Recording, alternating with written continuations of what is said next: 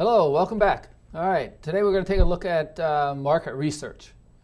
Now you might say market research, oh my gosh, that's research, you're not into it, you may not really appreciate the value, but let's go back for just a second and take a look at what's the function of a business or what's marketing all about. It's to get, serve, and keep customers at a profit repeatedly. Okay, that's what we're in the business to do. Now, and remember we have the buyers and the sellers. The buyers have money and they're giving that to the seller in exchange for a product, service, or idea that they're looking for. Wonderful. All right, so what products are out there? What customers to go after? What's the nature of the product? What's the timing? You need information. Well, that's what we do about market research. That's why we do it. We try to get information so then you can decide on what products, what services, and so on. So let's take a look at, well, the textbook goes through some processes. We're going to discuss those. But what are we really looking for? Why are we doing research? I like to take a different look at it, perspective at it. And the only reason we do market research is to make decisions. Okay, make a choice. So as you as a marketer, you're trying to figure out ultimately which customers to sell to, what prices to price the product at, what distribution systems do you want to use? Do we truck it? Do we airplane it? Whatever. So those are decisions. Okay, so the best thing with market research is to anticipate decisions and figure out ahead of time what decisions are you going to have to make in the future, whether or not it's in a few weeks, a few months, whatever. But identify the decision, then come back and do, as the book says, the various steps of research, the need recognition and so on, where you analyze what you need, or you decide what to get, go out and get it, analyze it, and then report it and actually ultimately implement it. But the very first thing, the guiding force should be, what decisions are you having to make? Because that'll then help you decide what information to get. Because you may have to decide how much to price the product at, and you may not need to know all about the demographics of the customer or the distribution system. Okay, so that's up to you. So ultimately, the first step of research is to decide which decisions you have to make. Now, in doing that also, you're ultimately converting data, just specific points, so a person's age, a company's location, each of those, but combine those with others, and you now have information, something of value. So now you look at that information and say, oh, how does that compare with what we have? So then you can make decisions or decide, should we go into that new market or change the distribution? Maybe you decide to fly products to someplace or send it by boat. That's up to you. So you're really converting data, you're gathering the data, then converting it into information, combining them all, and go from there. Now, one of the things about research is, and you'll see in the text all about primary and secondary research, but let's take a look at, when is research done? Always. It should be always done on an ongoing basis. Okay. Second thing, who does it? Well, you may have market research companies and organizations, but really what you're saying is that everybody in an organization should be doing research. Okay? So they should be in tune with what's going on in the customer base, what's going on out in the business environment that may affect your products or services. Okay? And your selling of those. So everybody should be involved. But you may say, we don't have time or energy to do all that. There's so much information out there to gather. All right, so what you try to do is get as much information on a pre-need basis. Okay, primary research is done at need. So when you have to have information about your company or your product, you go out and get it. Well, again, step back away and try to get information on a pre-need basis. So this way you're anticipating decisions in the future, and you're gathering the information from other sources that may be able to answer your questions. So you may not have to do as much very specific primary research. Secondary research is great. In fact, over the last 5 or 10 years, the quality of the secondary research that others have done that you're now going to make some decisions on is very credible. I mean, why should you do all the research about customers or demographics of a particular area when the government has probably already done it? Here in the United States, we go to the U.S. Census Bureau or the Department of Commerce. They've done a lot of research. You just use that information. But let's take a look at, how do you deal with so much information?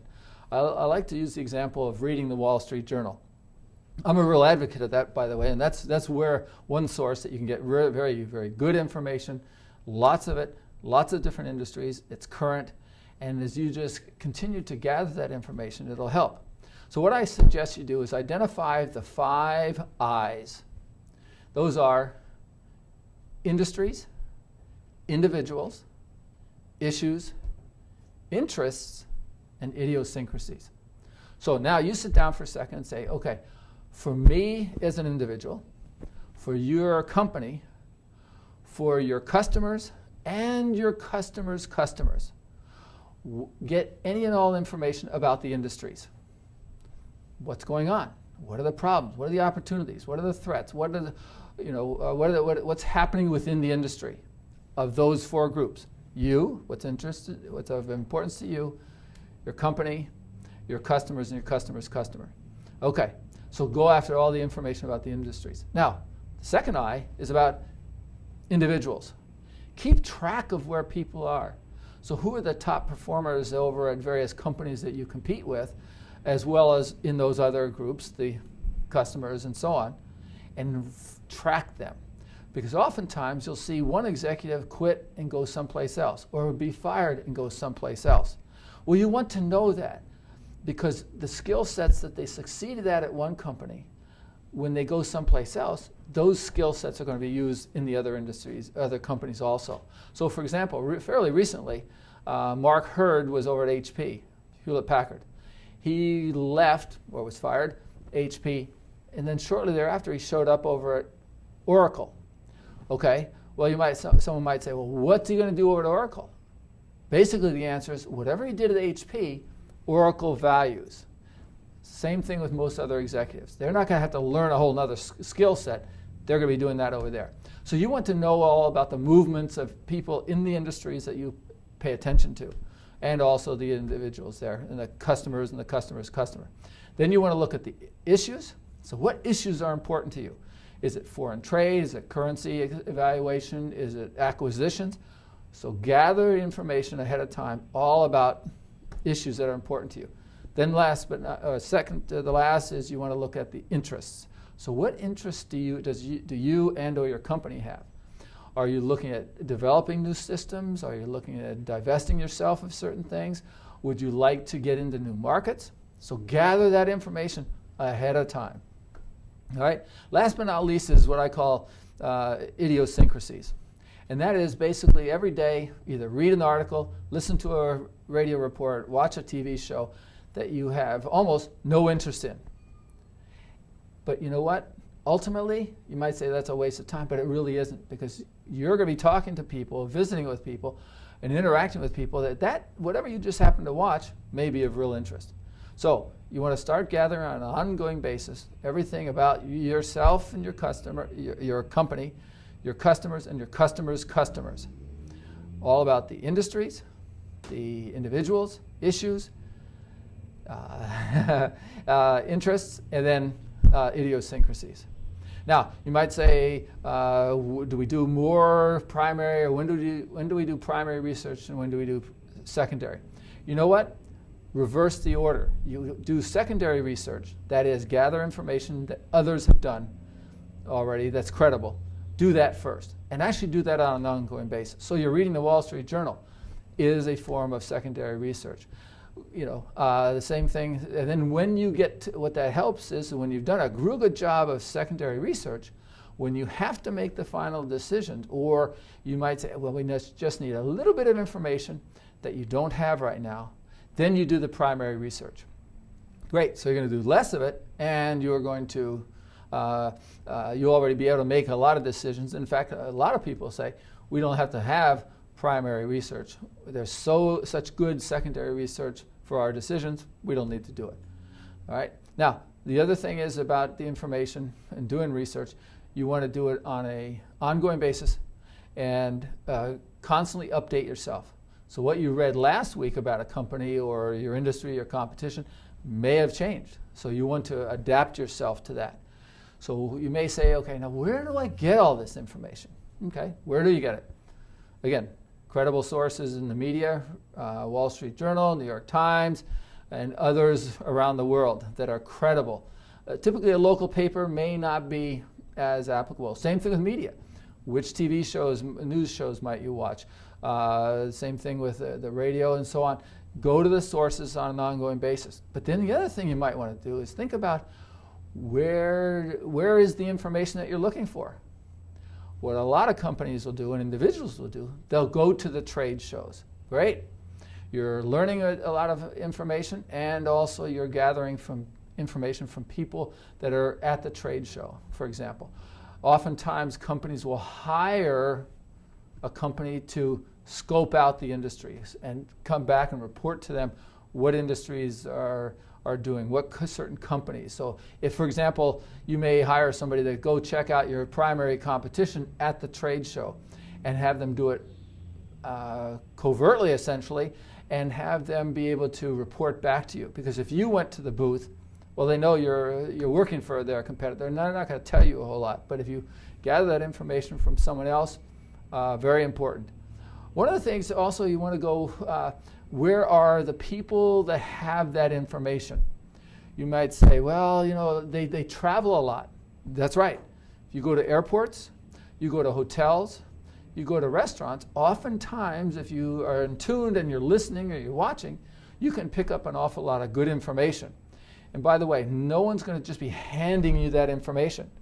Okay, you have to know what you're trying to gather, and start to put it together, gather the information and store it, but in a way kind of like a puzzle. Here's some information about pricing and distribution and government regulations, and put it all together, and all of a sudden you get a feel for being able to predict what's going to happen. Or you can get a jump on things and cause things to happen. But that's really what you're looking for. So you want to go for the information, go where it is.